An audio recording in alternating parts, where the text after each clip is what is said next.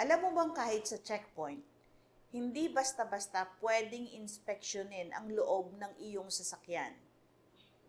Sa video na ito, tatalakayin natin ang makasaysayang kaso ng Caballes versus Court of Appeals na may GR number 136292, kung saan mismong Korte Suprema ang nagsabing hindi legal ang search kung walang probable cause o malinaw na pahintulot ito.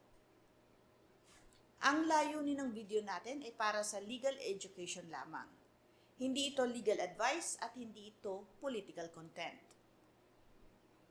Noong 1989, hininto ng pulis si Rudy Caballes habang lula ng jeep. Nagduda ang mga pulis, kaya ininspect ang kanyang sasakyan. Sa ilalim ng mga dahon, nakita ang mga alambre na pag-aari ng National Power Corporation. Agad siyang inaresto at sinampahan ng kasong qualified theft. Pero umapila si Caballes. Aniya, labag sa batas ang naging search, wala siyang tunay na pahintulot at wala ring search warrant. Ang tanong ng marami sa atin, legal ba ang search sa sasakyan niya kung walang warrant? May tunay bang consent kung pulis ang humiling habang armado sa checkpoint? Ayon sa Article 3, Section 2 ng 1987 Philippine Constitution, may karapatan ang bawat tao laban sa hindi makatwirang paghahalughog.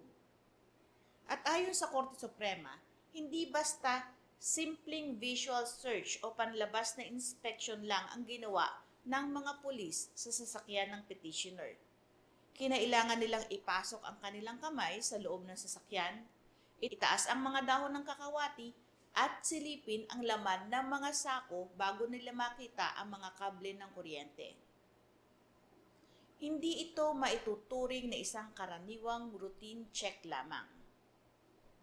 Ang pagkakaroon lang ng kakaibang takip sa jeep ay hindi sapat na dahilan para maghalughog ng walang warrant. Ano ang desisyon ng Korte Suprema sa kaso ni Caballes? Hindi po valid ang search.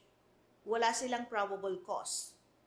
Sa kaso ni Caballes, ang mga pahayag ng mga pulis ay hindi humihingi ng kanyang consent o pahintulot. Pinapaalam lamang nila sa kanya na sisilipin nila ang loob ng kanyang sasakyan. Dahil dito, ang mga ebidensya ay inadmissible. Sa huli, si Caballes ay na-acquit o napawalang sala. Ito ang tinatawag natin sa batas na exclusionary rule. Ibig sabihin, ang anumang ebidensya na nakuha sa iligal na paraan ay hindi pwedeng gamitin sa korte. Mahalagang malaman natin na hindi pwedeng halugugin ang sasakyan mo sa checkpoint kung wala kang ginagawa at walang probable cause. Hindi sapat ang oo kung ito ay galing sa takot o presensya ng pulis. Protektado ka ng batas, kahit nasa kalsada ka pa. Kung sa tingin po ninyo ay mahalagang malaman ito ng kapwa natin Filipino, like, subscribe at i-share mo na ang video na ito. Naranasan mo na bang pabuksan ang sasakyan mo sa checkpoint? Legal ba yon sa tingin mo? Mag-comment sa ibaba at pag-uusapan natin. Patuloy po kayong manood, magtanong at matuto ng tungkol sa batas. Magandang araw po, ako si Attorney Claribel Lucila.